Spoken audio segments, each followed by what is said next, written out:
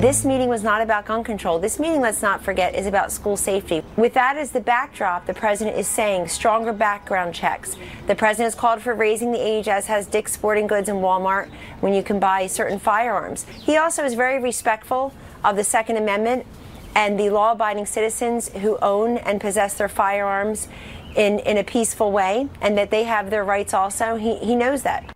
And we saw a lot of what the president was thinking because he hashed it out amongst a hand-picked group of lawmakers, bipartisan, yesterday, and it lasted almost an hour. And a lot of people were saying that, the NRA is going to be a hindrance or a supporter of this bill and the president.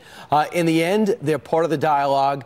Are people afraid to deal with them? Dana Loesch joins us now, nationally syndicated radio host of the Dana Show, and then NRA spokesperson.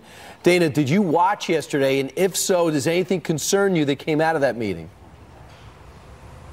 I did, Brian, and good morning. It's always good to be with you guys. I did watch it. I was on air when it happened, and so I had it in my ear, was watching every second of it, and I just, it's great to watch when you're watching it on TV, and I love the fascinating discussions, but at the same time, it doesn't make for great policy for keeping our kids safe. Look, there's a way that you can respect and protect due process and protect the rights of millions of Americans while also hardening our schools and keeping kids safe. NRA members, we're moms and dads too. And I want to point out as well that Wayne LaPierre, president of NRA, has been talking about hardening our schools for a long time now. He's been talking about this for several years. When he first came out with it, he was mocked endlessly by the media when he discussed how important it was to make sure that our schools were protected, that they were able to implement strategies to harden them so our teachers and kids can feel safe. So ultimately, I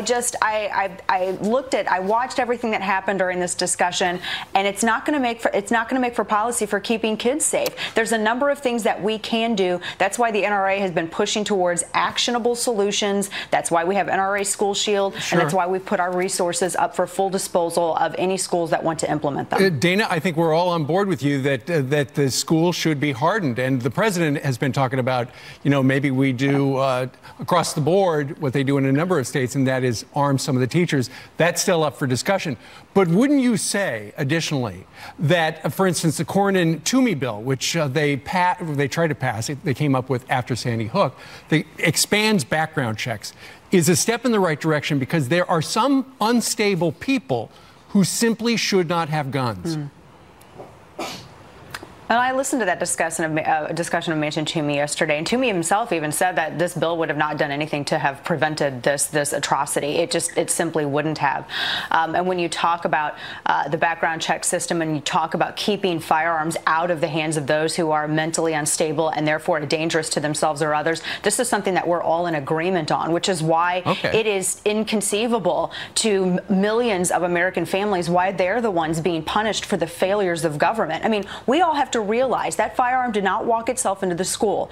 It was allowed to after 45 missed calls. Well, this murderer himself called the sheriff's department, 2 missed FBI tips, and under Florida law, they could have charged him with a felony and brought him in because he was let me ask you just to follow up on what you're saying. Are you saying the NRA is for expanded background checks? Because that's kind of what it sounded like.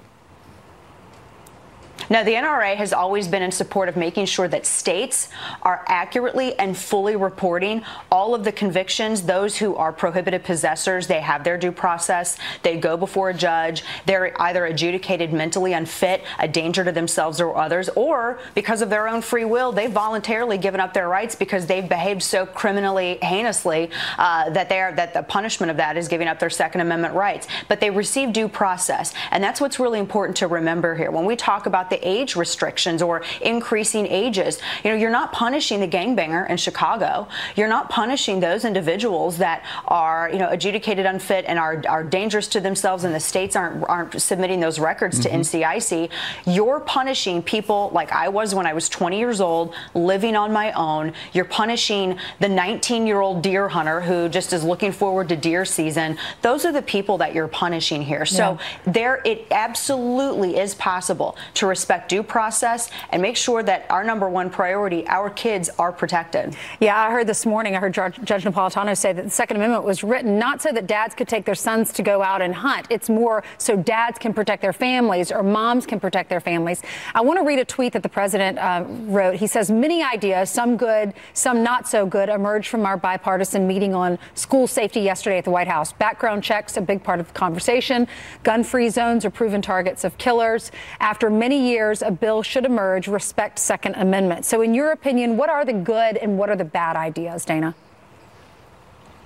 Well, I like one of the things that the president was saying when he brings up hardening schools, and I think that he has been maligned and misrepresented in the media in this fashion when he says that we need to make sure that teachers can be armed, because the way that I've seen it represented by other disingenuous networks is that the president is saying, well, we have to mandatory arm all teachers. Well, that's not what he's calling for. You know, he's calling for teachers who feel comfortable, who are volunteering to be armed. Have those individuals go through training. If they feel comfortable to do that on school grounds, then let's explore that option. You know, he's talking about also just some infrastructure things, making sure that our simple things like reinforcing windows, having bulletproof glass, making sure that you have really good security checkpoints at all entrances and exits. These are some of the things that the president has discussed before. And instead of seeing headlines exploring that further, I've seen people mocking him because he's going and discussing some teachers who want to voluntarily arm themselves.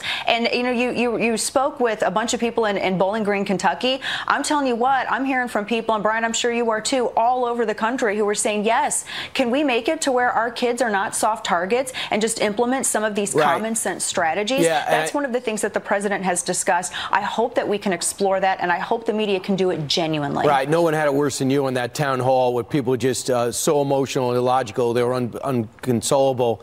But here's the one thing I want to bring you to. We have a few 911 calls where people called up and said, you know, I called about Nicholas Cruz and they told me they can't do anything, and because he hasn't broken any laws yet, and it's he said, she said. And one of the things the president said is take the guns, go through due process. Second, if someone is indeed dangerous as looked at by a law enforcement official. What's your reaction to that? Well, one of the things that NRA leadership stressed to the president on Sunday is that due process must be respected. You have to harden schools, protect kids, but due process must be respected. Now, where it concerns this particular murderer and the dereliction of duty from the Broward sheriff, I made mention of this at the town hall, and yesterday the Miami Herald, actually 2 days ago, Miami Herald came out with an article discussing this issue with Florida prosecutors. Under Florida law, there's a statute wherein if you are sending either a letter or any kind of electronic communication threatening to injure or commit bodily harm to someone else, that's a felony, and on that you can actually be charged. And all of these prosecutors in this Miami Herald piece agreed. When I asked the sheriff about this during the town hall, he deflected and then shifted and tried to go around and blame the NRA and millions of innocent law-abiding Americans who had nothing to do with his abdication of duty.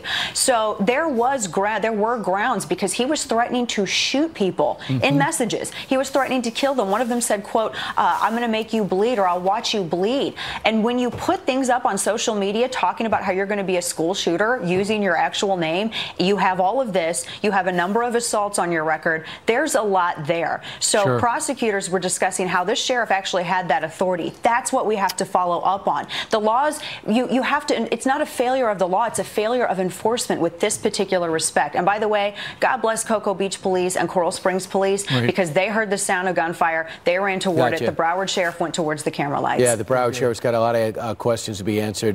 Dana, thanks so much. Thanks, Dana. Thank you so much.